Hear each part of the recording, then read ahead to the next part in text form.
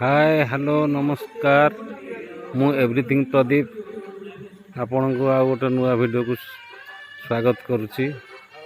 आमे आम गाँ कथारे आज आम गाँव रामचंडी प्रांगण रे अनुष्ठित होइबाकु जाउथवा विश्वशक्ति महायज्ञर अंतिम पर्याय चली। एठी सब डेकोरेशन चली।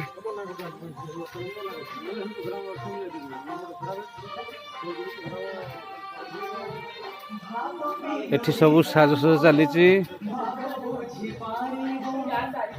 साजसजार अंतिम पर्यायर पहुँची जाइए। देखंतु केमिति यज्ञस्थली पूरा सुसज्जित आलोकर आलोकित होइछि। किछि काम मध्य बाकी रहि जाइछि।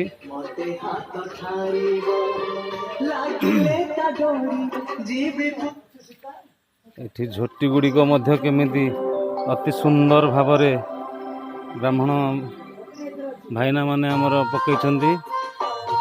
यज्ञ कुंडटी मध्य अति उत्तम रूपे साजसजा हो जाइछि।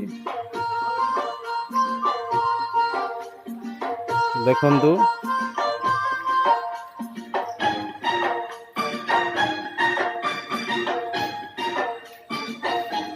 केते सुंदर देखा जाउछि।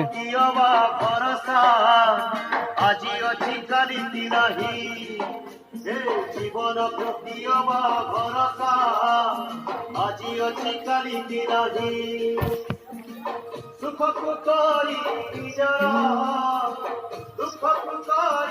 देखंतु चतुर्पार्श्व पूरा आलोकरे सुसज्जित हो जाइछि।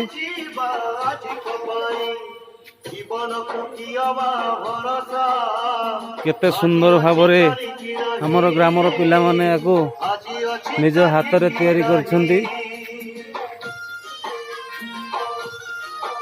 एपटे देखंतु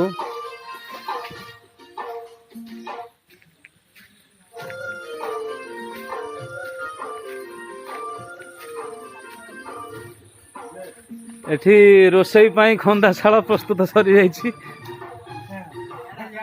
एपटे किछि भाई माने हमर एठी बसी उपभोग करछंती। गोटे खुशीर मुहूर्त।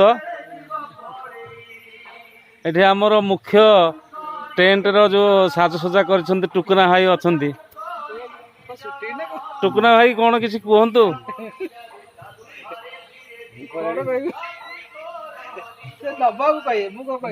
नबाबू तो उपदेष्टा आ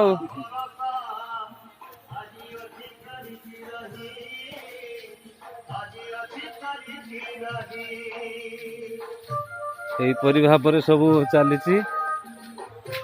पिला माने सबू निजर अक्लांत परिश्रम द्वारा गाँव समस्त दायित्व को निज मुंड को मुंडे नहीं।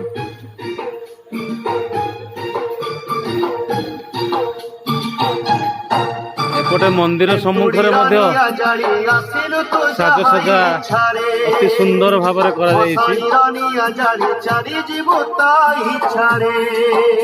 माँ रामचंडी मंदिर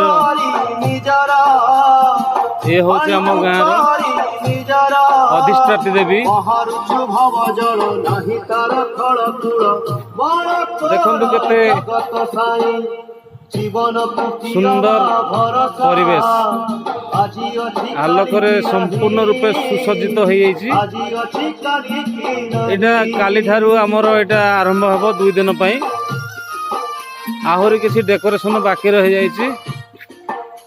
मु आगामी काली आपण मानकु आउ किछि नै नूतन किछि वीडियो नै आसीबी।